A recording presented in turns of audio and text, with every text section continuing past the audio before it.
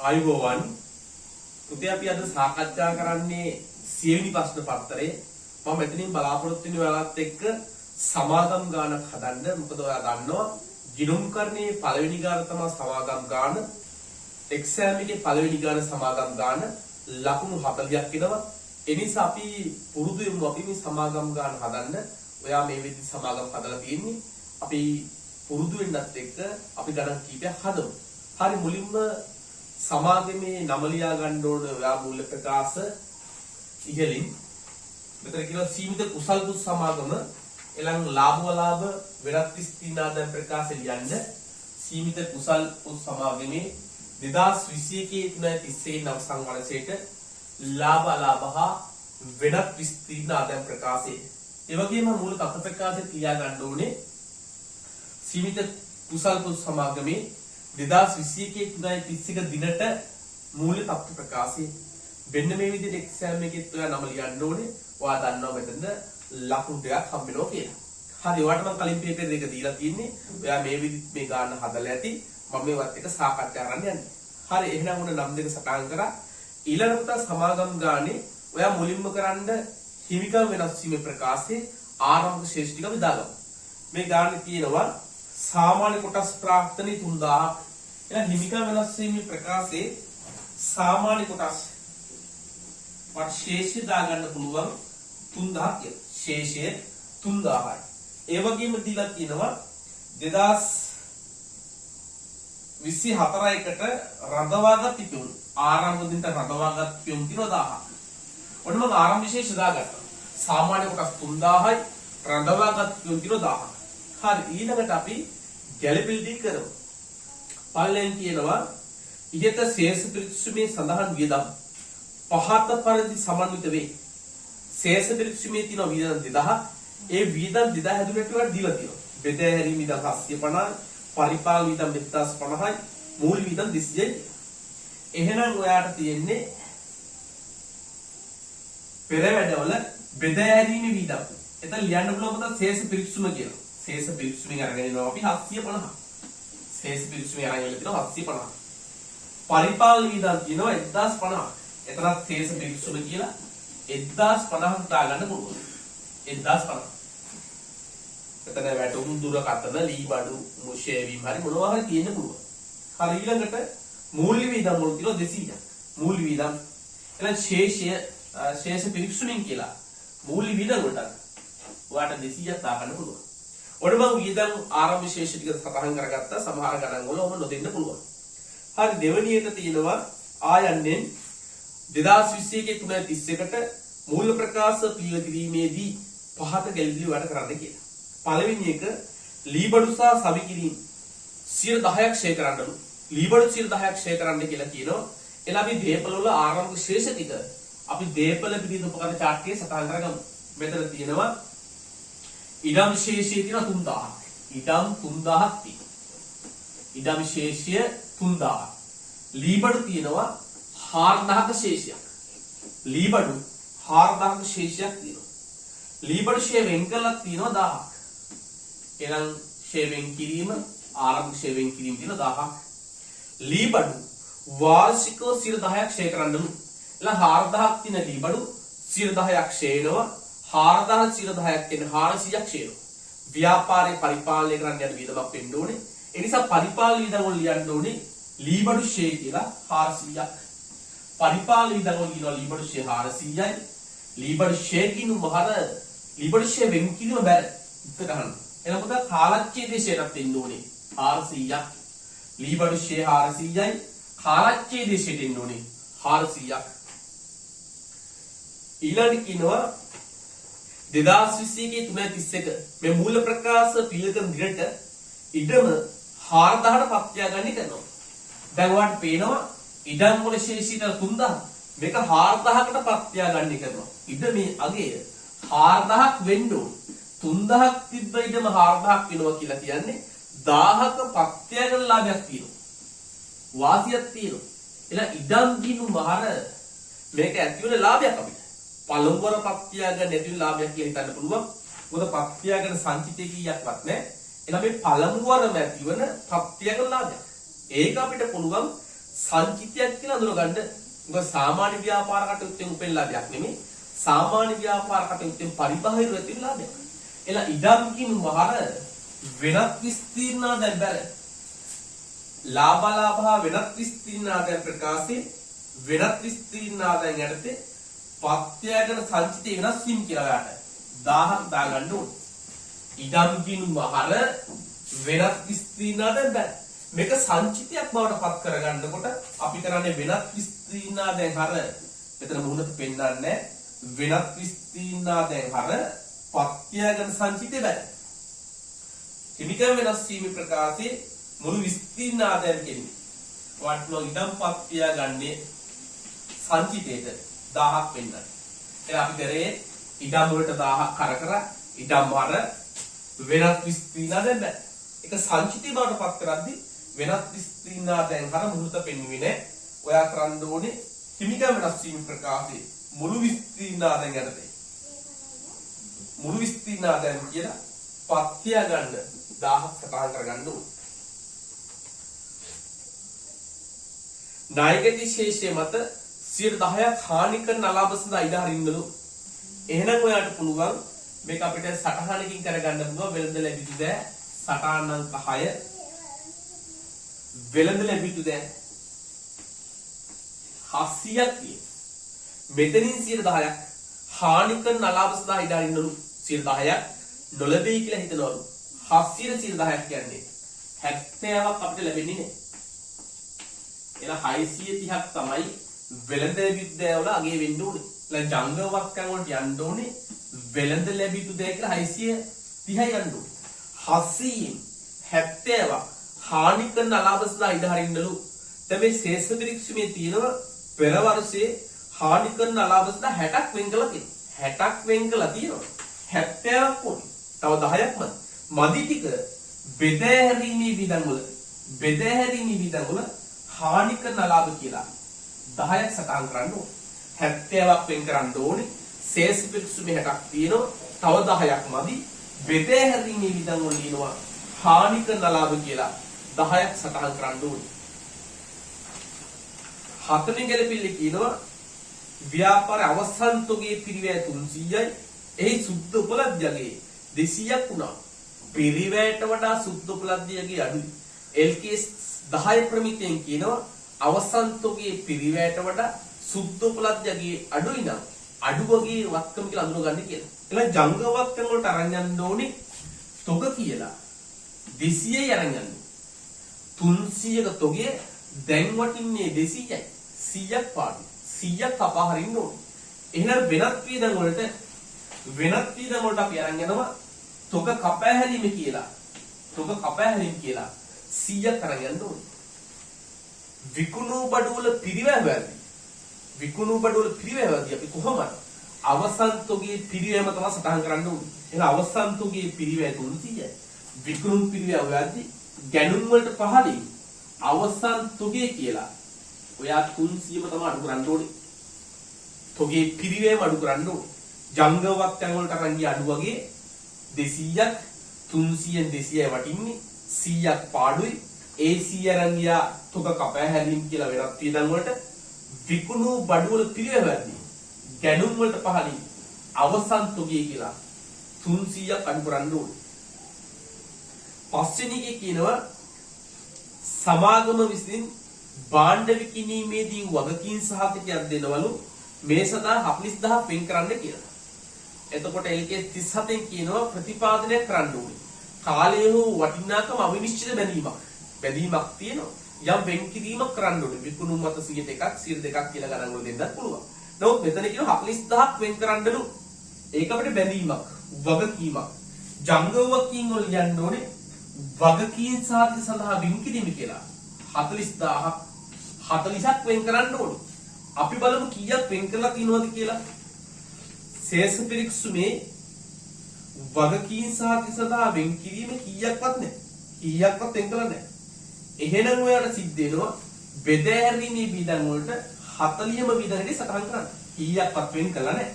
එහෙනම් වගකීම් සාධක වියදම් කියලා 40ක් වුණා. බෙදෑරී වියදම් වලට ලියන්න ඕනේ. ඔතන 30ක් වෙන් කරලා තිබුණා නම් ඕනේ වෙන්නේ 40යි 30ක් තිබුණා නම් මදි 10යි. මදි ටික විතරයි. බෙදෑරි විදගුණ 10ක් ලියන්න ඕනේ. නමුත් මෙතන කීයක්වත් වෙන් කළා නැහැ. ඒ නිසා වෙන් කිරීමත් 40යි.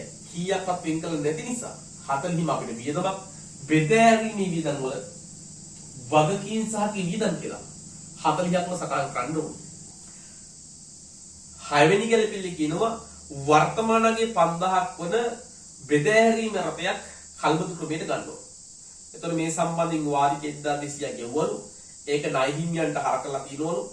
වාරිකේ 200යි මේ පිළිබඳ වෙන සටහනක් නැහැ කියලා කියනවා. එතකොට මුල් වරට මේක මිනුම් කරනකොට මෙයා 5000ක් කියලා අඳුර ගන්න. මේක ගිනුම්ගත වෙන්න ඕනේ වක්කම් භාවිතයි තියහර කල්බතු නයිහිමිය බෑ. එහෙනම් ඔයාලට අලුත් සටහනකට යන්නත් පුළුවන්. දේපල සටහනෙම දාන්න නැතුව සටහන් අංකයක් අරන් යන්න පුළුවන් භාවිතයි කිව්වක්කම් කියලා. එතන පුතා ශේෂය නෙමෙයි දාන්න ඕනේ. මුල් වරට මිනුම් කිරීමේ පිළිවෙල 5000. ශේෂයක් නෑනේ. මේක පළවෙනි දවසේ ගන්නෙ ගියවුත් ශේෂේ පාගී කියලා කීයක්වත් නෑ. ඒ නිසා මුල් වරට මිනුම් කිරීමේ පිළිවෙල 5000. වක්කම් භාවිතයි තියහර කල්බතු නයිහිමියා බැල. එහෙනම් කල්බතු නයිහිමියන්ට 5000ක් බැල කරන්න ඕනේ. වක්කම් භාවිතයි කියලා. කල්බතු වක්කම් භාවිතයි තියහර කල්බතු නයිහිමියා බැල කරන්න ඕනේ මුල් වරට මිනුම් කිරීමේ පිළිවෙල. ඊළඟට මෙයා කියනවා වාරික 1200ක් ගෙවවලු. මේක නයිහිමියන්ට හර කරා. එහෙනම් අපි කරන්න ඕනේ නයිහිමියට හර කරන්න නෙමෙයි ඕනේ. කල්බතු නයිහිමියන්ට හර වෙන්න ඕනේ. වාරිකේ ගෙවුවනම් මුදල් බැර කල්බතු නයිහිමිය හර වෙන්නයි ඕනේ. එහෙනම් ඔයාලට තියෙන්නේ කල්බතු නයිහිමිය හර 1200යි. වෙළඳ නයිහිමිය බැර වෙන්න ඕනේ. නයිහිමියන්ට බැර කරන්න ඕනේ. නයිහිමියන්ව ශේෂ පිරික්සීම 440ක්. ඒකට තව 1200ක් එකතු වුණාම 1640ක් වෙයි. වෙළඳ ගෙවිතු දැ 1640ක් 1640. කල්බතු නයිහිමිය හර නයිහිමියන්ට බැර කරා. අපේ නයිහිමියන්ට ශේෂ පිරික්සීමේ ඉන්න 440ට 1200ක් එකතු කරන්න ඕනේ. හරි ඊළඟට මෙයා කියනවා වාරිකේ තියෙනවලු පොලිය 200ක්. කල්බතු පොලිය 200යි. පොලිය කියන්නේ වියදම. එහෙනම් ඔය අරන් යන්න ඕනි මූලික වියදම් වලට කල්බතු පොලි හර 200යි. කල්බතු පොලි හර 200යි. ඒ 200ත් නයිහිමියට ගෙවන්න ඕනේ. කල්බතු නයිහිමිය බැර 200යි. ඔන්න පොලි ගියවා. පොලිය කල්බතු පොලියකින් වහර නැත්නම් මූලික වියදම් වලට 200යි. කල්බතු නයිහිමිය බැර 200යි. දැන් ඔයාලට පුළුවන් කල්බතු නයිහිමිය තුල්ලේ කරන්න 5200යි 1200ක් යම් ශේෂි පාග යනවා. ශේෂි කියනවා 4000ක්. මේක බෙදන්න ඕනේ ජංගම සහ ජංගම නොනේ කියලා. ලබන අවුරුද්ද ගෙවෙන ටික ජංගම වගකීමක්. අවුරුද්දට පස්සේ ගෙවෙනවා ජංගම නොන වගකීමක්. හැම වාරිකයේම 200ක් පොලි තියෙනවා. ඒතර 1200ක් ගෙවනවා වාරිකයේ ලබන අවුරුද්ද උතර තියෙනවා 200ක් පොලි. 1200න් 200ක් ගියාම ලබන අවුරුද්දේ 1000ක් ගෙවෙනවා. දැන් ජංගම වගකීම් වලට එනවා 1000ක්. 4000න් 1000 ජංගම නොන වලට යන්න ඕනේ 3000ක්. එලා මූලතත්ත්ව ප්‍රකාශයේ ජංගම නොන වගකීම් වලට යනවා කල්බතු නයිහිමි කියලා 3000ක්. ජංගම වගකීම් වලට යන්න ඕනේ කල්බතු නයිහිමි කියලා 1000ක්. 4000 බෙදලා යන්නේ ජංගම නොන වලට 3000ක් යනවා. ජංගම වගකීම් වලට කල්බතු නයිහිමි කියලා 1000ක් යන්න ඕනේ. ඊළඟ මෙම බෙදෑහැරීමේ රටය අවුරුදු 5යි පළදා ජීව කාලේ කල්බතු කාලෙත් අවුරුදු 5යි. මේක අයිතිය දැනුම් කරට මාරු නෙවෙයි. මට හම්බෙන්නේ නැල්ලු. මට හම්බෙන්නේ නැත්නම් කල්බතු කාලේ ඉඳන් තමයි ෂේ කරන්නේ. එහෙනම් ඔයා කරන්න ඕනේ කල්බතු කාලේ හෝ පළදා ජීව කාලයකින් දෙකකින් අඩු කාලෙකින් බෙදලා ෂේ කරන්න ඕනේ. එලා දෙකම 5යි. එලා ඔයාට තියෙන මේ 5000 පහෙන් බෙදුවා නම් 1000ක් ෂේය. එලා බෙදෑහැරීමේ රටයක් තියෙන්නේ. එලා වත්කම් භාවිතයි කී ෂේ 1000යි. වත්කම් භාවිතයි කී ෂේ 1000යි. කාලච්ඡේදයේ ෂේ 1000ක්. කාලච්ඡේදයේ ෂේ 1000යි. කාලච්ඡේදයේ ෂේ 1000ක් ඉන්නවා. වත්කම් භාවිතයි කී ෂෙයා 1000ක් තියෙනවා බෙදාහැරි වියදම් වලට. කාලච්ඡේද හිටින්න 1000ක්. ඒ අනුව ඉතුරු වෙන්නේ දාර්ණගේ 4000ක්. වත්කම් භාවිතයි කිය 4000ක් තියෙනවා. ආදායම් බද්ද 60000ක් වශයෙන් ඇස්තමේන්තු කර ඇත. මේ වර්ෂයේ ආදායම් බද්ද 60000යි. එහෙනම් සටහන් අංක 3 ආදායම් බදු ඇස්තමේන්තුව 60000යි. 60ක් ගන්න ඕනේ. ඌනෝ අද කියනවා නම් පෙර වර්ෂයේ වෙන් කළ දින කියලා බලන්න. ශේෂ පිරිසු මෙහෙම කතාවක් නෑ. එතකොට ආදායම් බදු ගෙවලා තියෙනවා 50ක් ගෙවලා තියෙනවා. 60ක් ඇස්තමේන්තු කරනවා. 50යි ගෙවලා තියෙනවා. තව 10ක් ගෙවන්න ඕනේ. ඒක අපිට වගකීමක්. ජංගව කීම වලට අරන් ගන්නවා ගෙවිතු ආදායම් බදු කියලා 10ක්. ගෙවිතු ආදායම් බදු 10යි. එහෙනම් ඌනෝ අධි ආදායම් බදු නේ පෙර වර්ෂයේ කියන සඳහනක් නෑ. එහෙනම් මේ පාර ලාභ වල ප්‍රකාශයට ආදායම් බදු කියලා අරන් යන්න ඕනේ. 60ක් අරන් යන්න ඕනේ. ඌනෝ අධි දෙයක්. රුපියල් ලක්ෂයක් ලාභාංශයක් අධ්‍යක්ෂ මණ්ඩලය යෝජනා කරනවලු LKS 10 අනුව නොගලපන සිද්ධියක්. ඔයාට සටහනක් කියන්න පුළුවන් පල්ලෙහැයි සටහනක් දාන්න. සටහන අංක 7 සාමාන්‍ය කොටස් හිමියන්ට රුපියල් ලක්ෂයක ලාභාංශයක් යෝජනා කර ඇත. පොඩි සටහනක් කියන්න. ලක්ෂය කියලා කියන්න සාමාන්‍ය කොටස් හිමියන්ට ලාභාංශ යෝජනා කර කෙලිවුවොත් ලකුණු නැහැ. වටිනාකමක් කියන නිසා වටිනාකම ගන්න ඕනේ. ඒ නිසා එක්සෑම් එකේ එක ලකුණක් හම්බෙනවා. සාමාන්‍ය කොටස් හිමියන්ට ලක්ෂයක ලාභාංශයක් යෝජනා කර ඇත කියන වටිනාකමත් සඳහන් කරන්න.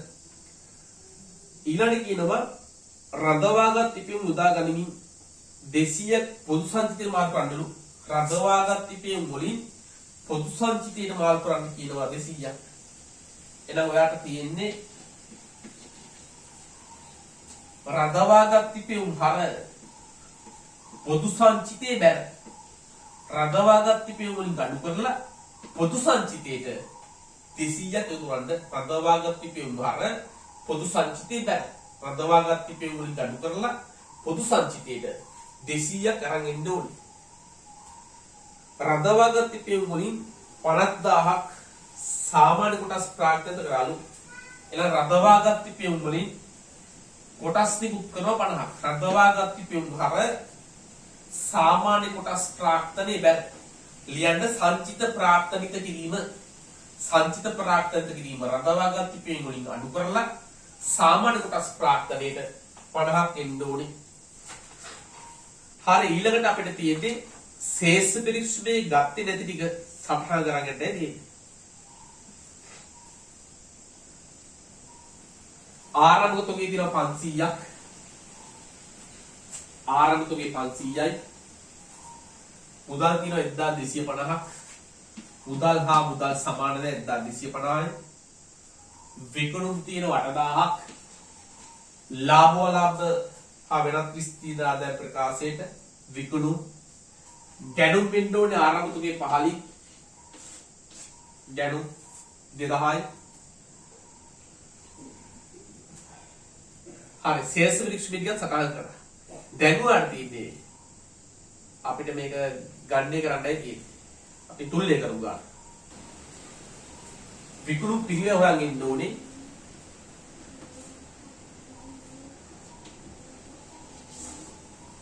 විකුණුම් පිළිවෙල එනවා 2200ක්.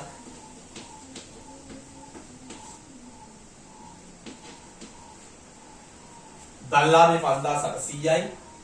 ඒක අපිට වෙනත් ආදායම් දීලා නැහැ. ලබු ආදායමත් එන්නේ 5800යි. බෙදාරීමේ වියදම්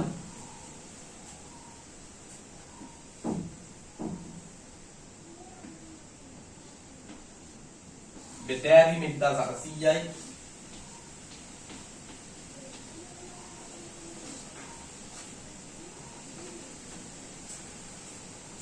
බෙදාරීම වියදම් 1800යි. පරිපාලන වියදම් 1450යි. වෙනත් වියදම් 100ක් තියෙනවා. මූල් වියදම් තියෙනවා 400ක්.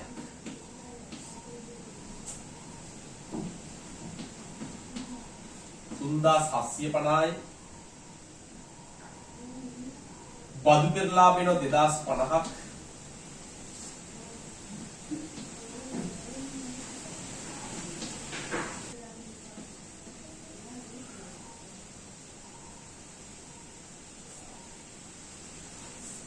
කාලච්ඡේදී ලාභ වෙනවා 1990ක් 1990 කාලච්ඡේදී ලාභය අපි කරන්න ඕනේ හිමිකා වෙනස් වීම ප්‍රකාශයේ රඳවාගත් ඉපැවුම් වලට මුළු විස්තීර්ණාර්ධයම කියන තීරුව අරන් යන්න ඕනේ 1990ක් 1990ක් හිමිකා වෙනස් වීම ප්‍රකාශයට එකතු කරන්න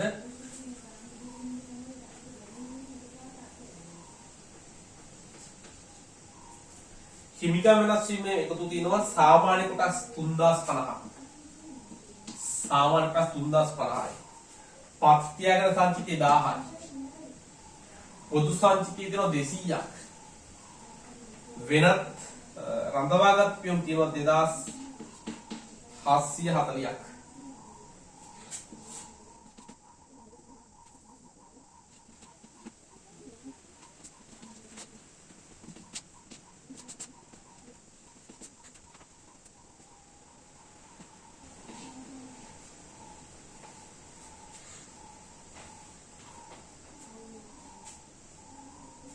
දේපල එනවා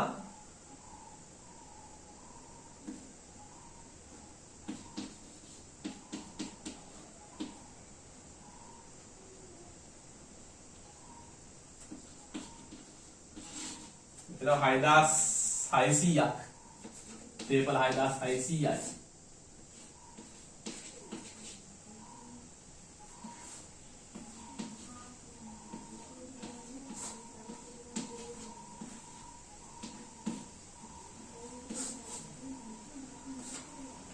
දොළොස්දාස් 680 තොල්ලෙමි 12680 හරි මම ගාන ලොකුවට පැහැදිලි කිරීමක් කරේ නෑ මම ඔයත් ගාන හදන් ගියේ ඔයාලත් මේ ගාන හදාන අවබෝධය ඉන්න ඕන නිසා සාමාන්‍ය විනාඩි 30කට 35කට අපි සමාගම් ගාන හදා ගන්න ඕනේ මම ඉදිරියට ඔයත් එක්ක දවස් කිහිපයක්ම සමාගම්ම ප්‍රැක්ටිස් කරන්න බලාපොරොත්තු වෙනවා ඒ වගේම 2022 දරුවන්ට නිෂ්පාදන පිළිවෙලේ කියන පාඩම කරමින් යන්නේ ඒකත් ඔයාලට මම ඉදිරිපත් කරනවා අපි සමාගම් ගණන්ටියක් හදලා අපි ඊළඟ ගණන්ටිකට පොදු කාර්ය පිළිවෙල සහ අනිකුත් පාඩම් වලට යමු. ඉතින් ඔයා මොකද වැඩ කරන්න මේ වීඩියෝ වලට අමතරව අනිත් පේපර් මම එවනවා. අපි මේ වැඩ ටික මේ දවස් ටික කරගෙන යමු.